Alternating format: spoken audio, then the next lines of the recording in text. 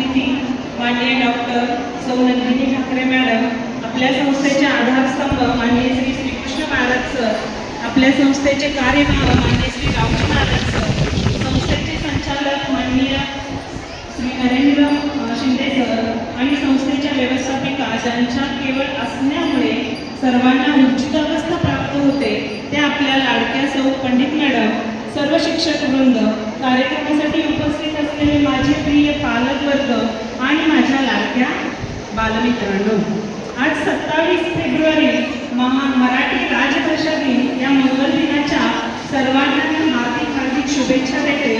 या दिवशी आपला स्नेह मेळावा साजरा होत आहे याचा मला सार्थ अभिमान वाटतो। या सोहळ्याचे प्रास्ताविक करताना माझ्यासमोर शाळेचा गौरवशाली इतिहास आणि उज्ज्वल भविष्य दोन्ही उभे आहेत। गौरवशाली इतिहास याकरिता बंधू भगिनींनो, आपल्या शाळेचा पाया हा 1939 रोजी चिकोडीकर सरांनी गोकुळाष्टमीच्या शुभमुहूर्तावर घातला। ज्याप्रमाणे श्रीकृष्णाने जगाला गीतेचा उपदेश दिला त्याप्रमाणे सामान्य घरातील मुलांना दर्जेदार शिक्षण मिळावे या उदात्त हेतूने ही शाळा सुरू केली आणि अनेक मोठमोठ्या हुद्द्यावर असणारे न्यायाधीश, वकील, डॉक्टर, कारखानदार, व्यावसायिक इतकेच काय हॉटेल मालक आणि व्यावसायिक सुद्धा शाळेत येऊन अनेक आठवणी आपल्या सांगून जातात। हीच धुरा सांभाळत आणि केवळ समाजसेवा हे व्रत मानणारे साक्षात भगवद्गीता मुखोद्गत असलेले आपल्या संस्थेचे अध्यक्ष आदरणीय श्रीकृष्ण महाराज हे आपल्या सर्वांचे प्रेरणास्थान आहे। त्यांचे व्यक्तिमत्व, त्यांची विद्वत्ता आणि कोणत्याही विषयाचे सखोल ज्ञान आपल्या शाळेला नेहमीच योग्य दिशा दाखवते। आपल्या संस्थेचे कार्यभार श्री रावजी महाराज सर खरंच आपल्या पदाप्रमाणे शाळेतील कामात येणाऱ्या प्रत्येक अडचणी हे दूर करत असतात। शाळेच्या प्रगतीत सिंहाचा वाटा उचलणारे आहेत ते। सर्व संचालक मंडळांचे शाळेच्या प्रगतीकडे विशेष लक्ष असते। त्याचबरोबर संस्थेच्या व्यवस्थापिका यांचा मी आवर्जून उल्लेख करू इच्छिते, कारण अत्यंत चाणाक्ष बुद्धिमत्ता लाभलेल्या आपल्या व्यवस्थापिका शाळेची सर्वस्व जबाबदारी अत्यंत सक्षमपणे पेलतात। त्यांच्या शिस्तबद्ध नियोजनामुळेच आज आपण प्रगतीची नवनवीन शिखरे पादाक्रांत करत आहोत। शाळेचा दर्जा हा तिथल्या शिक्षकांवर अवलंबून असतो। आमचा बालवाडी ते 7वी पर्यंतचा सर्व शिक्षक स्टाफ हा उच्च विद्याविभूषित आहे।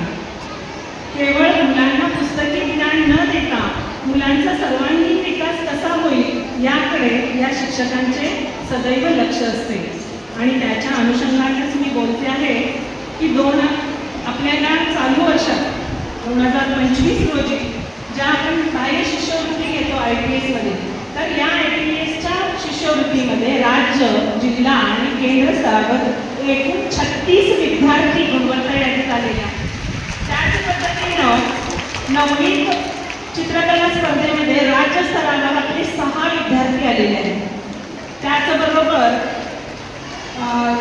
आपली क्रीडा स्पर्धा होते। क्रीडा स्पर्धेमध्ये आपल्या 7वीतला केदार जाधव हा जिल्हा स्तरापर्यंत खेळून आलेला आहे। आपल्या शाळेकडूनच तो खेळला गेलेला आहे। त्याचबरोबर नृत्यामध्ये सुद्धा आपली मुलं काही कमी नाहीत, कारण याच वर्षी आपल्या इयत्ता 6वी आणि 7वीच्या मुली पूर्ण कोल्हापूर महानगरपालिकेतील सर्व शाळा आणि हायस्कूल या सर्वांना मागे सारून मॅडम आम्ही हे पहिलं बक्षीस आणि 7,000 रुपये हे मिळवून आणणारच असं वचन शिक्षकांना दिलेलं होतं आणि ते त्या मुलींनी सार्थ केलेलं आहे। आणि त्या मुलीचा जो चित्तथरारक जो नृत्य होता तो नृत्य आणि ते बक्षीस घेत असताना त्या प्रत्येक विद्यार्थिनीच्या चेहऱ्यावरचा जो आनंद आहे तो आनंद आम्हाला सगळ्या शिक्षकांना एक वेगळीच ऊर्जा देऊन गेलेला आहे।